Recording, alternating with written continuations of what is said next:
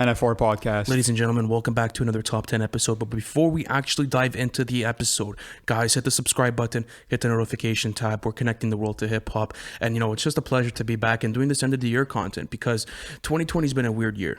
And I feel as if everyone was kind of thrown off with the pandemic, especially artists, because artists have had a hard time, releasing their music, doing rollouts, and all these kinds of different things. So I think it was fitting to, go down through the top 10 breakthrough artists of 2020, because not only did these guys break out in 2020, they had to do it a bit different because of the whole situation with the pandemic. So Lou, introduce us into the episode and introduce our guest, man, because we have someone special coming on today. So like you said, man, top 10 artists of the year. A lot of people had their come-ups during 2020, during the pandemic year. And this list features not only artists that really had their big blow-ups into the mainstream, but also other artists that, have shown a lot of potential and who are on their way to the big leagues, you could say. Yes, sir. So, I'm pleased to have We Love Rap on the show today. If you don't know him, he's a crazy Twitter page who's very community-oriented. So welcome yourself to the show, man. What's good? It's We Love Rap. On my Twitter, I do a lot of shout-outs and stuff, and pretty much anything hip-hop related. Rap is fun. That's my @ and if you guys never need anything, just come to my page. Yeah, you guys could always DM him for promo. He's the promo god on Twitter, man. And Ian has to get that back. But yeah, bro, our boy Ian is joining us for the episode today, and it's awesome because this guy has supported our page for a long time. I think you were the guy that actually probably got us our first I think it was our first 100 followers. You're like, lob this guy 12 or something. I can't go back to the exact tweet, but, he helped us out and, he's put us on the Twitter map and shit.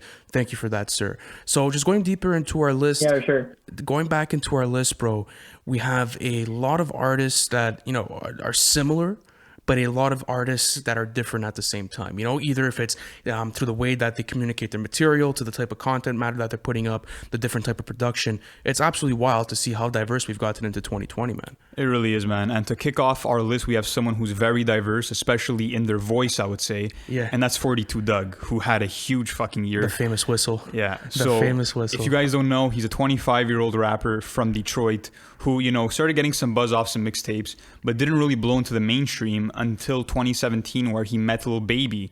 And it's actually a funny story is that they met at a high-stakes Monopoly game.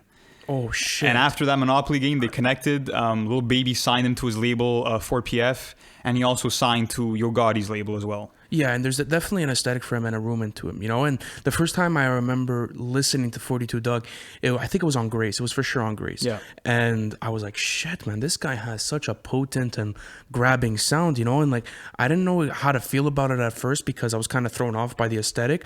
But, I was able to accept him in. And Ian, I want to ask you that, bro. The first time you listened to 42 Dugg, or let's say you ever heard of his aesthetic, how did you react to it? And, was he directly into your playlist, or, did it take you more time to get into him type shit?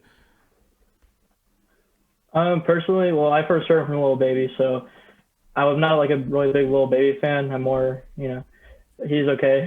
He's not my favorite, but 42 Dugg, it was a lot different direction, I thought. He sounded a lot more like Lil Wayne than Lil Baby did. But yeah, I really thought that he did a good job on both the tracks that he was on for Lil Baby's album. But yeah, I really like the Lil Wayne influence.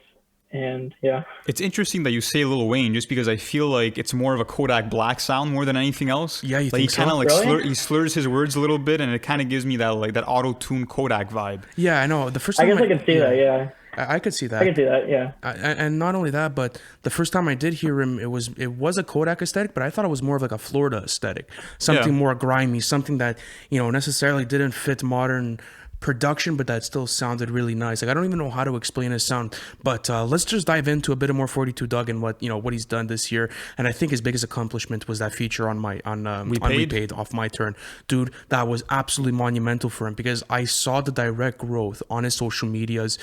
When that song started to climb, because I'm not sure if you remember, guys, when this song came out, it did not pop off like it was supposed to. And I remember Nick and I, our dude in the corner that takes care of all of our recording, we listened to it the first time. We're like, listen, dude, this is the craziest song. This is a fucking banger. It's a mega banger. Then once TikTok got their hands on that whistle, it was over. Everything just went down. It turned into a nationwide star at the end of the day. And now, I feel good for him because and now yeah. I feel good for him because Lil Wayne just remixed it. Bro, Lil Wayne did remix it. He did. Imagine Lil Wayne remixing your song, man. I Imagine think it was V8. That must be fucking ridiculous. But V8 was the name of it.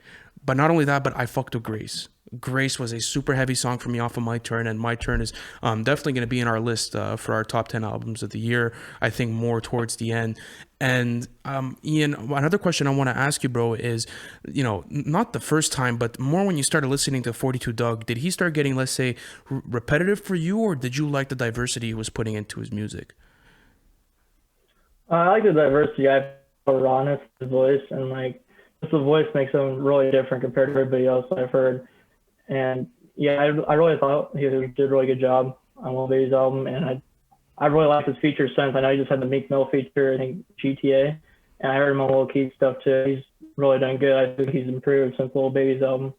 So, yeah, and he was also on Big Sean's album on Friday Night Cypher when we had all those Detroit artists in one song. Oh yeah, that was also really dope. Yeah, I forgot who was on that. There's so many people. Yeah, there was so many people on there, but it's cool that, you know, the likes of, like, let's say Eminem and Big Sean decided to include him on there and actually hop on the same song with him. It was unexpected, yeah. It was super unexpected because he's not that same lane, right? Like, we got the likes of, like, Boldy James and stuff, then we got Big Sean, we got Eminem, we got a couple of other guys as well, but, you know, 42 Dugg in that mix, and he actually sounded really good on it too, and I really fucked with him on that. Yeah, it's interesting to see, you know, where he's going to go, but I want to move on to number 9, and we have a very different artist next on the list, and that's Morray, who's someone that, you know, not a lot of people might know, but, you know, he had huge cosigns from both J. Cole and Rick Ross. Tell me about the first time that you heard about Morray. It was you sending it to me. It was in our NFR plug chat, and it was we actually put on for him like a good amount of viewers, but we posted it on the Twitter timeline. By the way, you guys could follow that at NFR_podcast on Twitter, and it was just.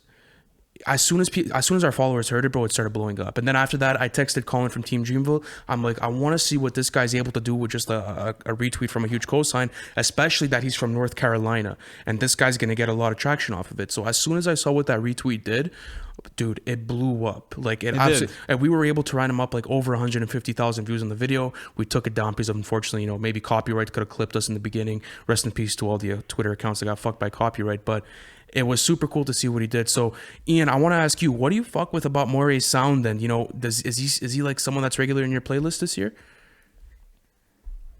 Well, it's kind of hard to say that. I mean, he has 2 songs out, so I mean, he doesn't have an album or anything. So I feel like next year's gonna be really his year.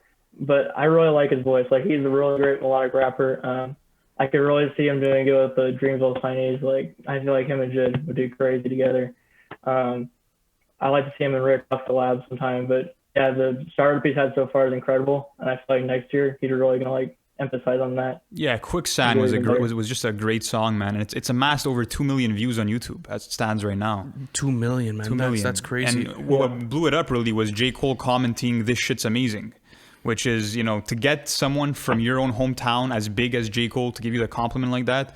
That's the exact boost he needed, and I'm really a big fan of his voice just because he was actually a choir singer, and you hear that in his voice. He's getting a lot of Roddy Ricch comparisons, but I think that he does his own thing to, you know, be distinct and to have his own sound. Yeah, and not only that, but he did use a bit of the ball and flow and stuff. So it was like I could see where the Roddy Ricch comparisons come in, but it's different because I get a fuse of Roddy Ricch and Rod Wave. Like it's a different type of vibe. Like it's as if you'd put them both in a blender and you'd see what you get, you know. And you get Morray, and this guy is not necessarily, you know, this list is not based on who had the biggest year, but it's more of like, you know, who in our eyes deserves to be like ranked. You could put anyone on this list at number 1. You know, it's up to you. It's subjective at the end of the day. But the reason why we had to include him, I feel as if it's because this guy's still underground, but he got a fuckload of cosigns. Like people in the industry knows that this guy's about to blow. Not only that, but I just see endless potential in him, like I do with every artist on this list. You know, I mean, they all have the opportunity to be one of the biggest artists by next year, but by the year after, if not. Yes, sir. So let's move on to number 8. You know, this artist is a bit more, you know, he's a very well-known figure in the Twitter community, and he's someone that I was put on by Shrek Knows Rap. It's actually Redveil, and this guy had an excellent project this year. It was fucking fantastic. Lou, introduce him into our career, and Ian, I'm gonna ask you right after what you think about him, but Lou, introduce him first and, you know, tell him a bit about us. Yeah, so Redveil is a 16-year-old rapper from Maryland, and you know, he just splurged onto the scene because of his, you know, Odd Future aesthetic that he has. And basically, Anthony Fantano ended up reviewing his song, his album. It was one of the songs from the album, and people absolutely loved it. people loved, that Odd Future type of aesthetic. And, I listened to the album myself. It's very short. It's only 10 songs. It runs at about 25 minutes. And every song is amazing. And it's crazy to see this kid's potential at just 16. Yeah, Ian, take us into like when you found out about Redveil and talk to us about, the type of sound that he has and like why do you think he deserves a place on this list? Oh, is he hearing us? Let's see he's hearing this. Let's see what he's going on. Oh, are you hearing us, bud? Oh, Hello. There we go. Okay, we're back. Listen, guys, the can hear Wi-Fi you has now. been garbage.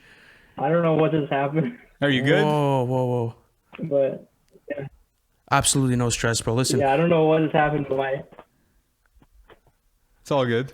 No, absolutely, bro. So listen, we're going to continue on to Redveil. We're going to get back into the episode. But listen, he has a crazy aesthetic. And not only that, but he's a great artist, even before rapper, because I listened to his music and I could see him diversifying into different lanes, kind of like how Tyler did. And like, yes, he has an Odd Future aesthetic, but I don't necessarily think that he's going to have a similar career to anyone in that whole Odd Future camp. I think he's really someone that's going to come up toward like in a community, and he's someone that's he's gonna have his day where he releases a project that's gonna blow everyone's mind away.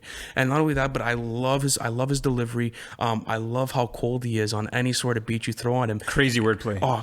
Ridiculous wordplay. And not only that, but he is 16 years old, bro. His lyrics are very advanced for his age, man, and just the introspection that he shows through his music. Honestly, it's one of the Niagara is one of the best projects that I've heard all year. And I'm not just saying that because he's featured on the list, but every song is a hit, especially Clench, which features Chris Patrick. Yeah, their chemistry on that song was phenomenal. Chris Patrick is another dude that would be able to fit onto this list. But Redveil, man, he's magical for his age, bro. It's crazy to see what an artist of his age could do and the type of caliber and the type of talent he has already. Ian, are you back with us? Could you hear us, man? Yeah, I'm good. Okay. Yeah, I really like Redveil too. He's had a lot of success with reviewers, like popular reviewers like Fantano and Chauncey. And I think he's really going to, just like Morray, I feel like next year is going to be really his year. It's going to definitely be his year. And I think the best move for him is to, create a project that's concentrated like the last one, but really try to push the boundaries in his production. I feel as if this guy has a lot of range and he could go into a track list that is completely diverse than anything we've heard before. But at the same time, trying to keep his delivery consistent because, one of the greatest things I feel as if he has in his arsenal is his voice, bro, because it's so clear cut and the delivery is just meticulous. Like you're able to understand every single one of his pronunciations. He's a top tier level lyricist, and it's something where he's maybe not at it right now, but at 16 years old, we saw what type of 16-year-olds were doing back then. Example, like Joey Badass released 1999 at 16 years old. 17. At 17, sorry. My bad, that's a mistake. But you get the vibe I'm trying to go with? Yeah, it's impressive, man. When you're still a kid and you're putting out this type of quality of music, it's super impressive, and I can't wait to see what the future holds for him. Let's move on to number 8 on the list, and that is Sheff G, who's been, a pioneer of the New York drill scene. Number 7. It's number 7 on the list? It's number 7, yeah. All right. Anyways, Sheff G has been killing it this year. He got his big, rise to fame, you could say, with the song No Suburban and, working with Axel Beats, who's a big UK drill producer. Yeah, no, he's a huge producer, and as soon as I heard that aesthetic, I was extremely pleased, man, because there was some listen, I don't listen to the bullshit comparisons. He has the new Biggie type shit. That's garbage. I think all of those comparisons should be really. I feel like if Biggie were to do like drill music, this is kind of what he would sound like. I know, I could see the Biggie influences. I know, but I feel as if like Sheff G, his lane is definitely drill. It should be that New York drill vibe, but I feel as if he's more like he has so much more talent than the New York drill scene. I feel as if he's above and beyond. Like I would want to see him going on like hard hitting soul samples. Like I would want to see. Really, I would want to. He has that kind of lyricism. In him? I do, bro. Especially I haven't really seen it in the music so far, but it's not necessarily the lyricism because the lyricism could always be tapped into. It's more of his delivery I'm a fan. Though, okay. It's more of his delivery that I'm a fan of, and it's to a point where like I listen to him and I tell myself this guy could go on to any production you really throw at him because his delivery, man, is just so potent. And the problem with I feel as if a big problem with the industry is like deliveries and flows are kind of like a dime a dozen now. You kind of heard everything, and Sheff G's flow and delivery is completely different from anything I've heard right now, especially New York drill, bro.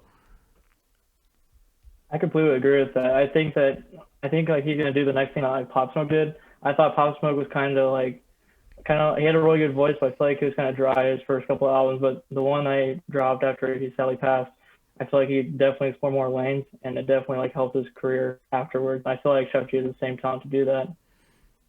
Yeah, and Sheff G also has an amount of more, like, so much more room to grow, right? So now, as I mentioned before, he's only tapping into the New York drill scene, but there's really big opportunities for anywhere. Like, I would want to see him go to the UK and do, like, stuff over there. Like, I would love to see him start doing, like, some Atlanta trap vibes. Like, I really Oh want yeah. to see him diversify his sound because he has the talent to do it. And he hasn't done it yet. So, I mean, there's a lot of exactly. room to kind of grow and to see, what other kind of bags he wants to, dive into. Yeah, and I think he should dive into his bags because he has such a diverse sound. And I want to go on to number 6 now because we have someone that is more under the radar. But if you're a hip hop fan, you definitely know of this person this year. Yeah, and that's Shay Noir, who Oh, my blew me the goodness. fuck away this year with her album As God Intended. It brought me back to the golden age era of hip hop, and honestly, it might just be my number one album of the year. Yeah, it's definitely up in contention. What do you think about that, Ian? Like, how did you like the album, and like, how do you like that whole persona that she's putting on? Oh, she was crazy. That album really shocked me. I didn't hear much about her, and then I just kind of randomly got onto her, and that album is crazy. That might be my top 10 of the year. She has just different vocals and different like than I've heard from any other rapper in general this year. The production on that was crazy. Just all the features were just it was just like a perfect album. Really, I could definitely see that being my top 10. Yeah, and it's crazy how, Apollo Brown, who is a legendary underground producer who's produced with, Ghostface Killah, with Joel Ortiz, with Skyzoo, was able to hone in on one sound with her for the entire project. And also just the fact that she was able to keep up with rappers like Black Thought on this album. Yeah, And go bar for bar with those kind of artists. but you could see the type of influence that she has in her music because, she grew up listening to Foxy Brown, Jay-Z, Biggie, Nas. Like, she has a very New York based aesthetic. And not only that, but she's actually from Buffalo herself. And, some of the first people that she started collaborating with heavy in her career was actually Griselda. And, her and Benny the Butcher have a song together called Tyson, I believe, Yeah. right?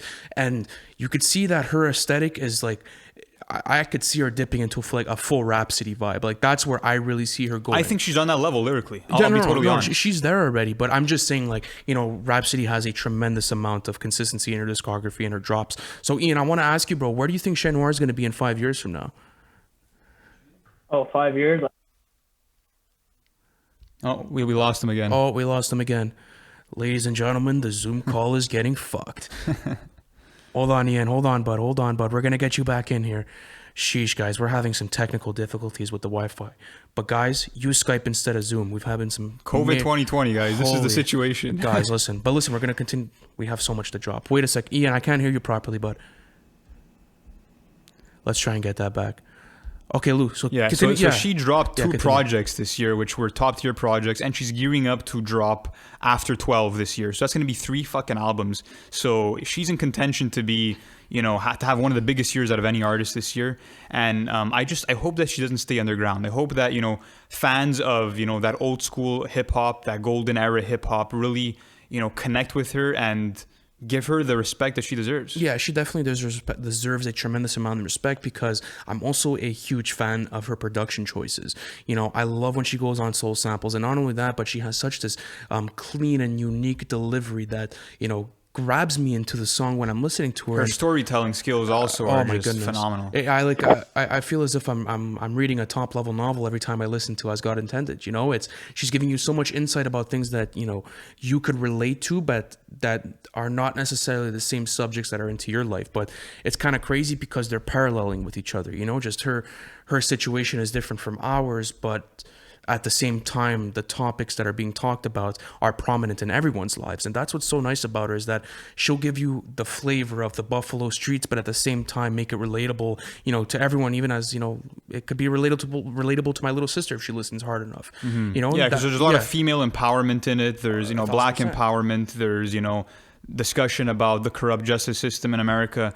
She taps into a variety of important themes, and it's really not to be overlooked at all. It's definitely not overlooked. Ian, I want to go back to you, bro. Could you hear us, man? Speak for us, buddy. You there, Ian? Yeah, you hearing us, man? All right, Okay, good. He's working something out. He's working something out, bro. He's gonna pop back in at any time all right. now. Should we move on to the next artist? Yeah, man, this guy has had a massive year, and the first time I heard of this artist, it was actually off of Travis Scott's Astroworld, and I feel as if as soon as I just said that, everyone who's watching right now is gonna know exactly who I'm talking about, and it's none other than the Houston native himself, Don Toliver. I love his music. I think he's super melodic. I think he's doing something completely different than anyone's going into right now, and I think if he stays consistent with these pop hits, he could be the new T-Pain. If he's consistent, though, we'll only tell in the next 10 years from now. But Lou, why do you think he deserves a spot on this list? And explain to us a bit of the 2020 he had. Yeah, I just think that he blew the fuck up after Can't Say, just because no one was used to that kind of that animation that he brings in his voice, mixed with that auto tune that's maxed to like 1,000%. And like you said, he's super melodic and he can kill any hook that he's given, man. Look what he did this year on Lemonade. Like that song, that went number 2 on the Billboard Hot 100. That was massive. He did nuts, man. And it's a beautiful thing to see when you could start this. I saw Don Toliver have 30K on Instagram when Travis Scott dropped Astroworld, and he's definitely sitting up in the hundreds of thousands or millions right now. Like, this guy absolutely blew up because it was just it was a scenario of taking a hot product to the market and to like the right thing. Oh, did we lose him? Yeah, right, we'll just reconnect him. Yeah, we'll reconnect him. But listen, regardless, I think that if he continues to do what he does, he could just have a massive career, man. He could, man. And I just think that people were kind of blown away by the uniqueness of his voice at the end of the day and the way that he can kind of glide over any beat. Yeah, he could grind over any beat, and it's just he's the type of guy that has just so much potential in his arsenal. And I also like his writing at times because he's not necessarily the most lyrical artist. Far from it. Yeah, it's not his bag. It's not what he's trying to do. Exactly. His writing's underwhelming, but for him, it's really his vocal complexions and the types of production he chooses. Like, if you put on Don Toliver at any party in 2020, the whole party's going crazy. And somewhere I really want to see him go is just diversify and collaborate with more artists. I feel as if there's a lot of guys that have that melodic sound that would sound really nice with him. Example, someone like Lil TJ. I think a song with Lil TJ would blow the fuck up. Another guy's A Boogie. Like, I think if he starts to get into that melodic bag and he starts to infiltrate like that sort of mainstream sound even heavier, then it's just going to be a complete wrap for him. And also, I would like to see him have most of the hooks and most of the aesthetic done, cater to his sound on the new Jack Boys album, if there's a Jack Boys 2 coming out. Which I think he was one of the best performers on that entire album. Like, he absolutely killed it. And he also had a great release this year, which was Heaven or Hell, where, he kind of takes the listener through a different mood on every track. And, Wonder Girl was at the helm of production there. We got another Travis feature. And, they're 3 for 3. Euphoria, Can't Say, and what was the other track? Let me check up on my phone right now. No, I got you. Hold up 1 second, bro. But no, I completely agree with you. Can't Say, and then what we do?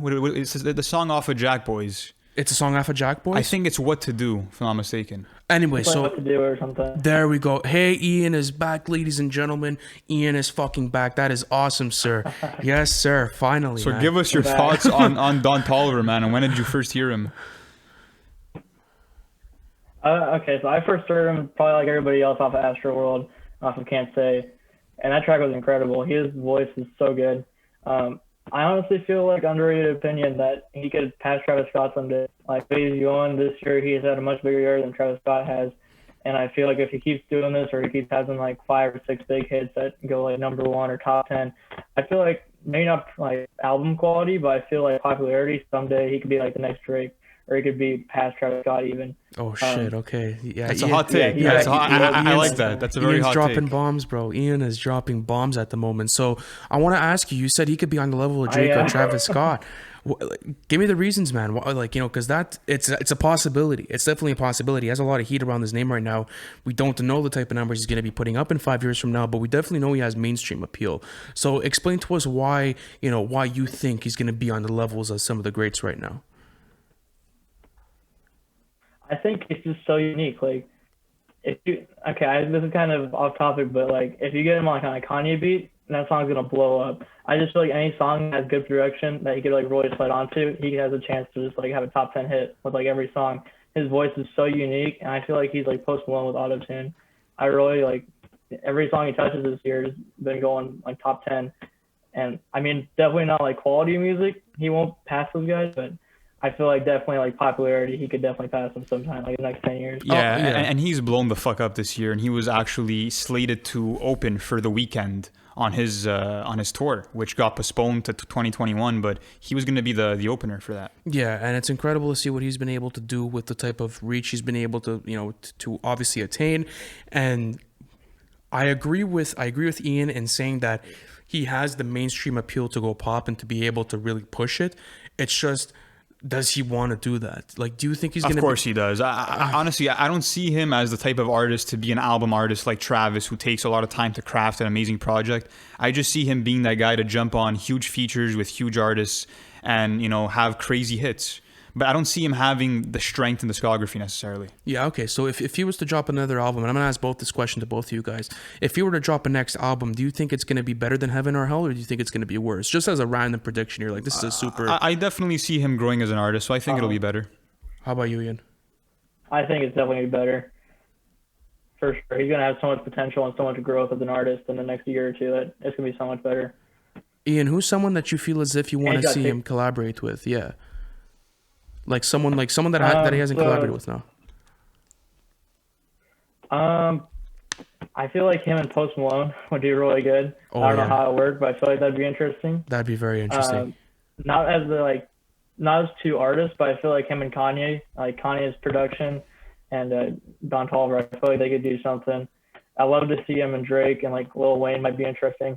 I just feel like it's unlimited for how many people that he would work well with. Yeah, that would be super interesting to see. I would really see him, collaborate with someone like Drake. What's pretty interesting about Don Toliver is that he actually got offered a spot on the XXL freshman list this year, and he turned it down. And the reasoning behind that was he didn't want to do any ciphers or freestyles. He's like, look, I'll take your picture, but I'm not hopping on any fucking freestyles. So that was his reasoning as to why he refused the spot, which was pretty funny. Do you think it was just a product of like him not being able to freestyle? I think so, man. He doesn't have that arsenal of bars and like lyricism to really, mind you, not many of the artists on this year's list had that. Yeah, there was a lot of ass. Yeah. In the freestyles and ciphers, there definitely wasn't a lot of good shit. But yeah, I think that was a product of him not being able to spit on that level. Yeah, but that's not even his lane at this point. Like I would just I'll just go more R&B and like really stick with that T-Pain aesthetic. Like this guy could legit be the next T-Pain, bro. And there's no one that has that sort of like, range to themselves. Like this guy could collaborate with both hip hop artists, R&B artists, and anything pop range. Like that's why. Okay, I'm gonna agree with you now. Like I think he could really get there, but he has to play his cards right, of course. One guy though that is becoming an absolute hit maker is none other than Jack Harlow himself. And dude, listen, the first time I heard What's Poppin', I actually didn't believe it. Like I really didn't believe it because it had like that mainstream success, but at the same time, it wasn't something where like I think we could call it frat rap. Could we all agree that Jack Harlow does frat rap? Is that something that you think we could agree on? Yeah, I think you could put like him that into G-Eazy bag sort of thing, like early Mac Miller days, like that sort of vibe. Definitely. Okay, it's incredible to see how he is taking that sort of approach to his music now, and he's going to be able to take that and absolutely grow it because, bro, like everyone that's come out of that frat rap Raymond and that was actually able to do it and pursue it well, look at where they are now. Like look where G-Eazy is right now. Like a lot of people call him corny and that don't like his sound. I don't blame him, but as far as selling goes and making money with their music, it's a complete night and day situation. I think the big reason for Jack Harlow's success is that he's an amazing beat picker. He knows how to choose his fucking his instrumentals, man. If you look at that piano melody off of What's Poppin', Jetson made, really fueled the kind of the success of that song. And now we're seeing with the song Tyler Hero that, Hero, whatever. No, sure. I don't follow basketball, guys. We got a Boy Wonder beat on that, and that shit was fucking knocking too. Crazy. So, I mean, the beat selection, I think, plays a big role into Jack Harlow's success, but it's also his charisma. His personality always shines through his music, and people relate to it. They do relate to it, and he's a really relatable dude because he'll be talking, just about his life mostly, and about what he's feeling and the sort of things that he's enduring on the come up. And that's what I like about him is that it's extremely raw and like there's nothing that's padded. Like he's not talking 24/7 luxury talk. Like he'll come at you with like these really sick, like witty play rhymes, and like, you know, he'll come at you with, you know, a really good 32 with crazy production. Like, it's something that's super easy to consume. And like a lot of these people on this list, I think an ongoing theme here is that all of these people have super cold deliveries, because Jack Harlow feels like I'm talking to like a cashier at Walmart, bro. It's something where I feel as if he's just in front of me, he's spitting me game, and like, okay, have a good day. That's it. I don't got to overthink it. I just heard a crazy production. I'm good for the day. And like, that's why he's able to be in so many playlists, bro. It's because he could fit anywhere he wants. He's literally a chameleon. And no one's ever gonna, like, at least in my opinion, throw on a Jack Harlow album and listen to him, you know, for 15 tracks straight. No, like, you're at a party, you're playing at least one Jack Harlow song, and that's it. That's the end of it for the rest of the night. And I think that we're gonna see that as his career progresses, that like, after the success of What's Poppin', he threw out the P Sweet Action, which no one really cared about, to be frank. And it was just him having fun over some cool beats. But I just think that he will always remain a single artist, but he will have hits. And we saw that this year just because What's Poppin' went number 2 on the Billboard Hot 100. And then he drops the remix with The Baby with Lil Wayne. Tory Lanez. And that also went number 2. So he's kind of cursed in a way that, you know, he didn't get that number 1 song, and he went number 2 on the original and the remix. But yeah, he's definitely a hit maker, man. So what do you think about Jack Harlow, bud? And like, how do you think he's, like, you know, his career is going to play out next year, maybe? Because he could have a huge year next year, Ian. Yeah, I feel like, I don't know. I really like him. I've been listening to him for a long time. And I remember the first time I heard Confetti. I think that was his first, or not first album, but the one before this one. That one was like actually really surprising because it was a pretty lyrical album. Had really unique beat selection. The features were really good. I got Bryson Tiller on there. Sweet Action wasn't my thing though. And like you guys said, I feel like he's more of a single artist. And I feel like as long as TikTok's around, I feel like he could definitely get a lot more popularity from that. He's got talent for sure. I'm just afraid that he's gonna stray away from his like lyrical stuff and more unique beat selection for just like pop hits or like Billboard songs that are gonna make the charts. I hope he's like 6 to his reach too. Yeah, I think he maybe has one more really solid album. Not one really solid album. The guy's like, how old is he? Like now, like 22. 22? Yeah, no, that's complete cap. He's been making music since his teenage years. So no, what I'm trying to say is that, like, because I have heard Confetti as well, and I do got to agree with Ian. It is a good album. Is that really his lane right now? Like, No. He could really start making some heavy fucking cash, bro, if he starts dipping into like that pop lane and really that frat rap. And honestly, like, he does it in a way where it's not even cheesy. Like, I don't even find his shit cheesy. And like, I'm a really big, I wouldn't say a hater on frat rap, but you know, Not your thing.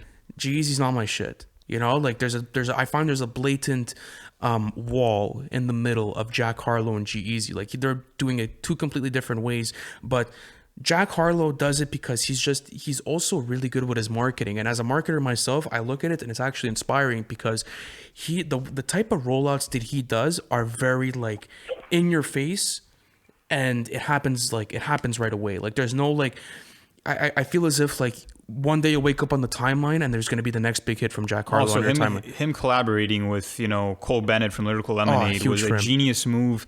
And what's crazy is that video blew up to like 200 million views, and it was the most simple premise. I mean, they're in a fucking diner, you know, for the entire music video, and you get it to blow up and you get people to interact with it and appreciate it just because it showed his personality. It showed what he does, let's say, on a Friday night, him just chilling with his friends. It was simple, it was to the point, and people really liked it. I want to move on to the next artist on our list, and that is Polo G, who has had a huge blow up this year. Tell me how you first got introduced, Ian, to Polo G. I probably introduced him like most people do with Pop Out. He's not been my favorite artist. I feel like the big drag on him is that his production has been kind of just the same throughout his whole career. His track "Wishing for a Hero" with BJ the Chicago Kid. That track is insane. That one has one of the best beats I've heard this year, to be honest, and a great closer. And I feel like if he keeps going that way, if he keeps doing more like soul hip hop and more like different songs like Go Stupid, where it's like a heavy beat and more diverse beat selection, I feel like he'd definitely even blow up even bigger than he has now.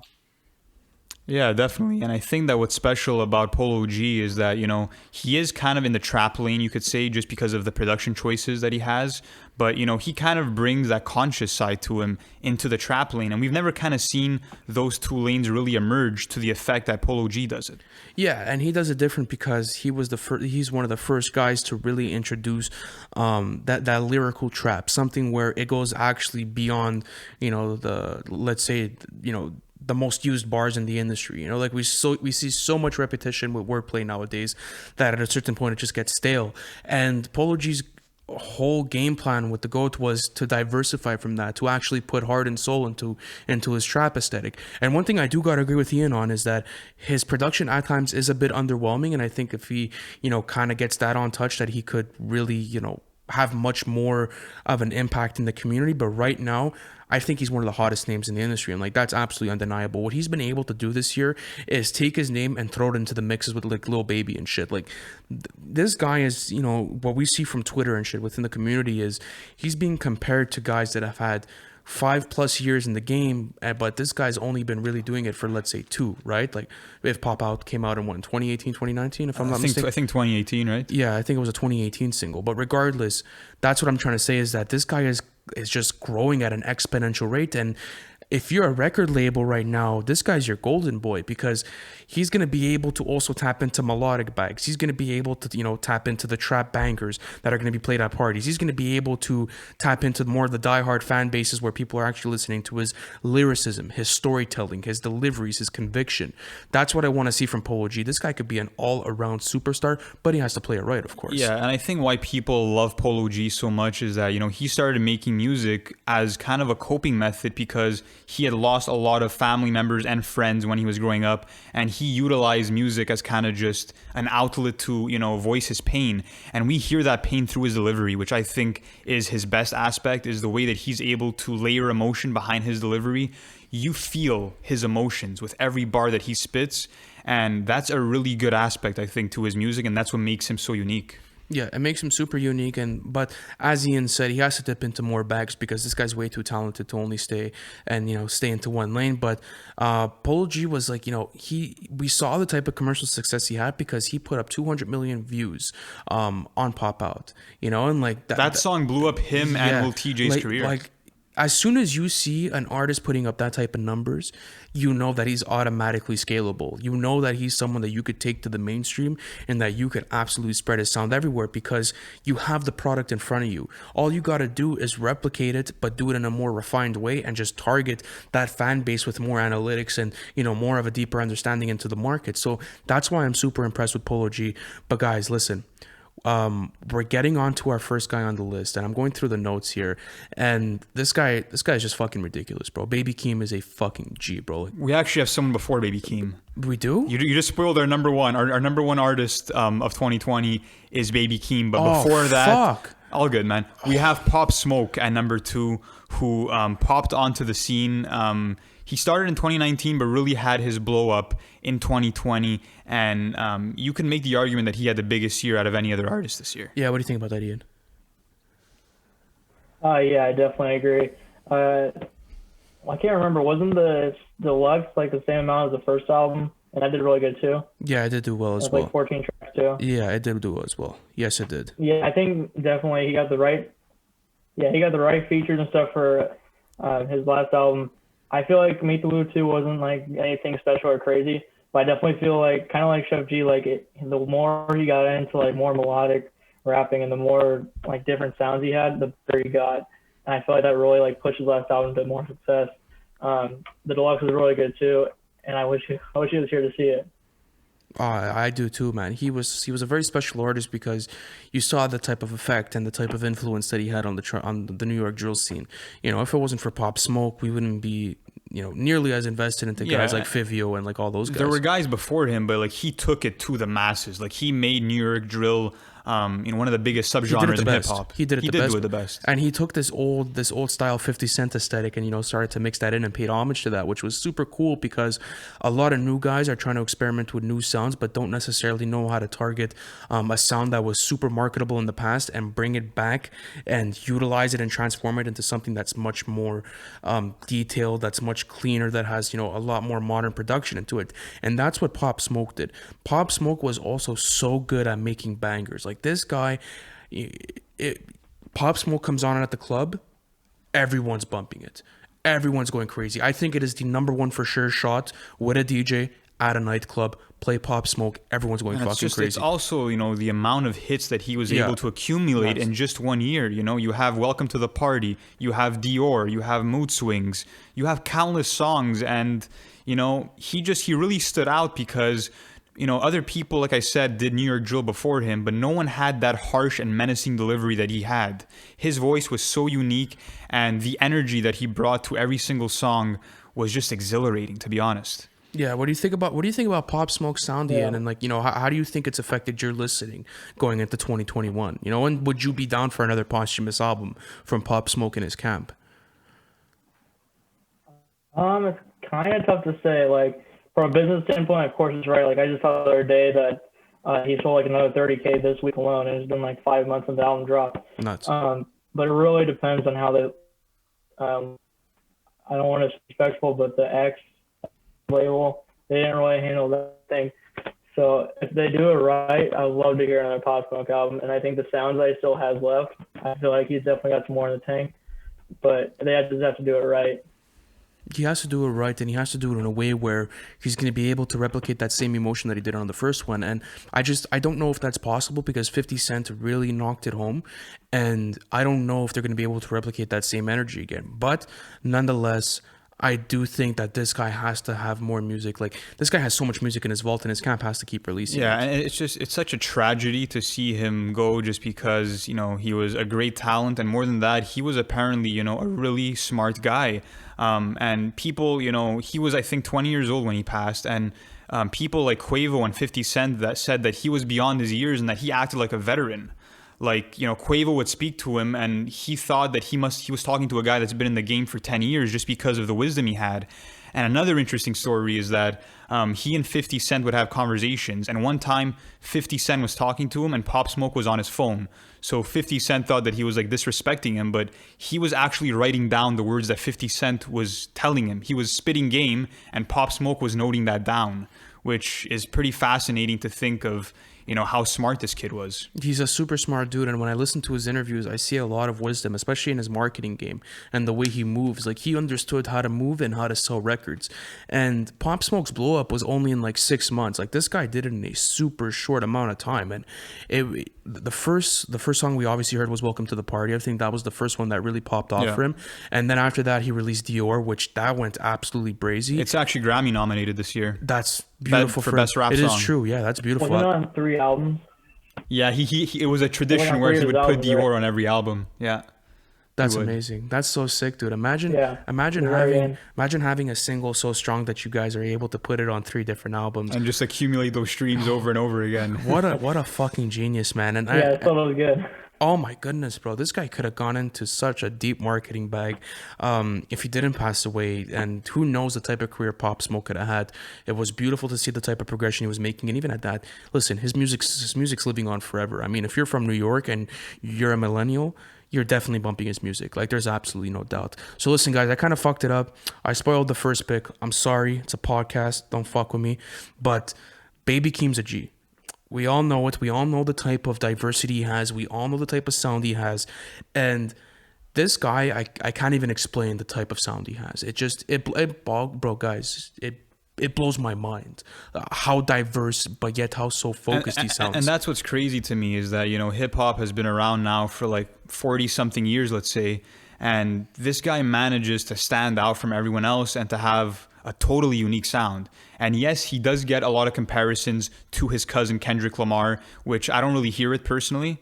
But to me, he stands out. And what's interesting is that he's also a producer, and he was the producer behind Schoolboy Q's Num Num Juice. Fire as fuck. And he also produced I think it was a Lion King song for Beyonce and Kendrick Lamar. It was called Nile. That's nuts. He produced that, and he also had some credits on J-Rock's Redemption. Okay, so Baby Keem's getting in his bag then. So yeah, he was in his producer bag, and then he dropped his mixtapes, which spawned the song Orange Soda. Die for My Bitch in 2019. Yeah, off of Die for My Bitch in 2019, and that song blew the fuck up on TikTok. Man. It blew up on TikTok, and then the rest of his album was sort of kind of, I wouldn't say hidden, but like right now, if I'm looking at the impressions on Genius at the whole track list, it's a blatant mile run for Orange Soda, because it's a 14 track list. It's a 14 song track list. It's super concentrated, by the way, guys, and I know a lot of people that do fuck with his sound like that.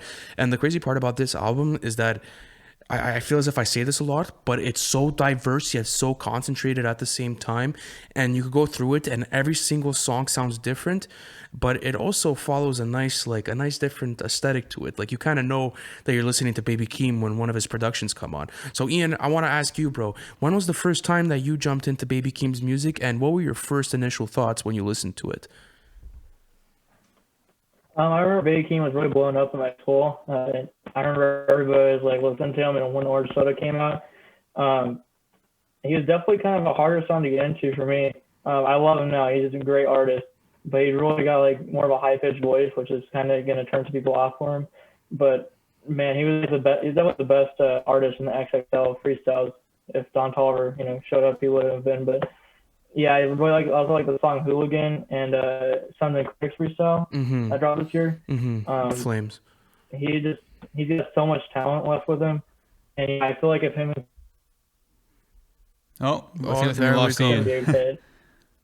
Is he back? Is he back or is he not back? Let's listen to this. Fuck, guys, Zoom is so shitty. This is horrible. But anyways, it doesn't matter. Let's dive back into Die for My Bitches playlist. I like the track list a lot because I get kind of different songs, right? So like Orange Soda is obviously like the main attraction on that album. It sort of has like that, it's the sort of golden child for the whole track list. And then you get into songs like Honest, Invented It, Bullies, Mosh Pit, Rockstar P, Top Ramen, My Ex. There's so much value on this product. And you can't categorize the album at all. You know what I mean? You can say that it's trap, you can say it's experimental, but you can't put it into one lane. And he really impressed me with Hooligan this year, which also had a crazy music video. And it goes to show that he's going to be really an artist to watch out for. And the big rumor was kind of, is he going to collaborate with Kendrick Lamar? Because we did hear leaks from the two of them. And they kind of spawned a rumor of a collab album when they were photographed together for a magazine cover for the magazine ID. Yeah. Where they kind of interviewed each other back and forth and said how they were both planning to release albums this year, but had to push them because of the pandemic. So do you think that, if it wasn't for the pandemic, that they would have featured on each other's albums this year? I think so.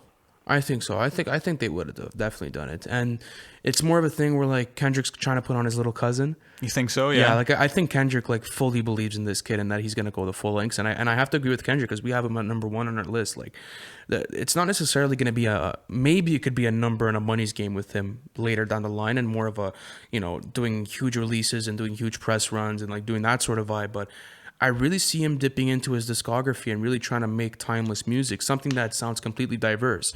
And I'm not a big fan of off-flow artists, so like I'm not a big fan of like G Herbo and stuff, but when it comes to Baby Keem, it's acceptable just because it's so diverse. And you're listening to it and it sounds like, how could I put it?